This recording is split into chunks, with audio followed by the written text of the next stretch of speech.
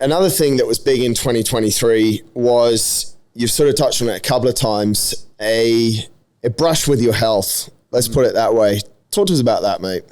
In April 2023, we, like I spoke about, had our national surf life saving titles, competed really well. The next month started on this personal development course, got to July, was making good progress, was really fit. And I remember on a Tuesday night, I was running on the track and running really well, feeling good. Thursday, I started to feel off. Went to work, but I felt unwell, couldn't take a full breath, like I physically couldn't breathe properly. Didn't know what it was. By Friday, I actually thought, I might have been, by Friday or Saturday, I knew I was really sick. Something wasn't right. And one of my good mates that I run with is my doctor as well. Useful.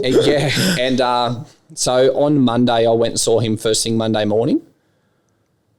We did some blood tests and a chest x-ray, and he left his work on that day, drove to my house at 7:00 at night. He said, "This is what's happening. You got to go to emergency.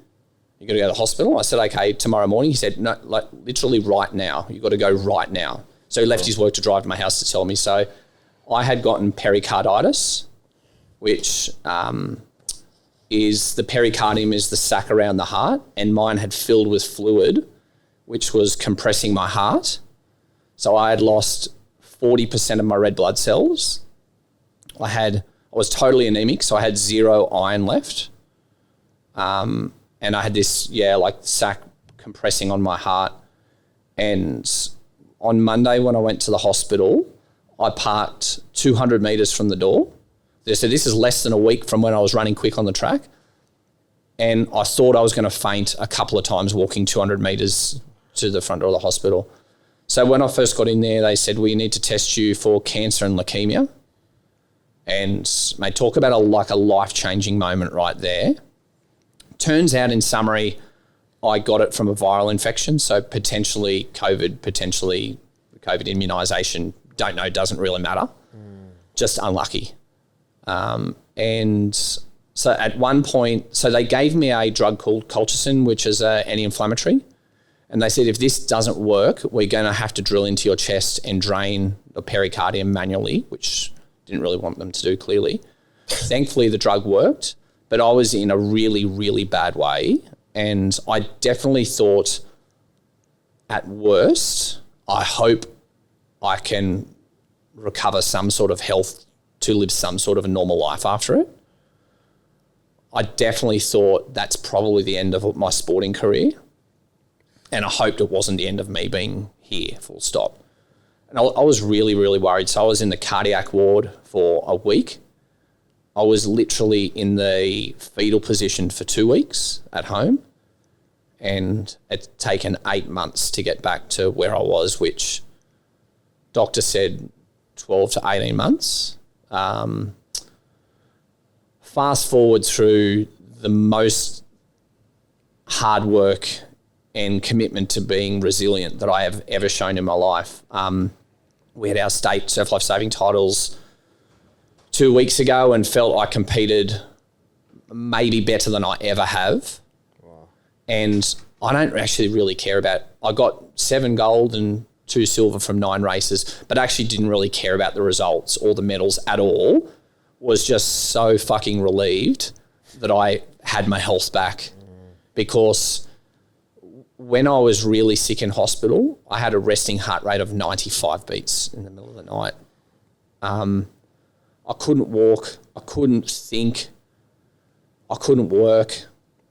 When I got out of hospital for 2 weeks, like legitimately my entire day's focus, I could maybe send 2 emails in a whole day.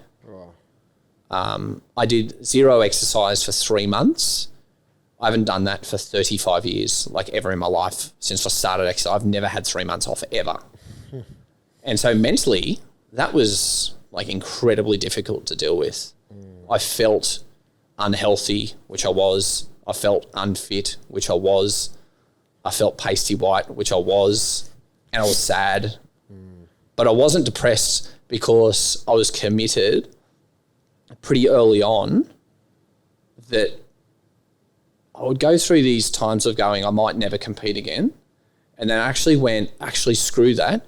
If you line 50 42-year-olds up next to each other, I'll be the one person that gets all the way back. Yeah. And I was just dogged, determined to get there. So I started after 3 months of 20 to 30 minutes exercise a day, tops 140 heart rate, which was basically at that point like going for a walk.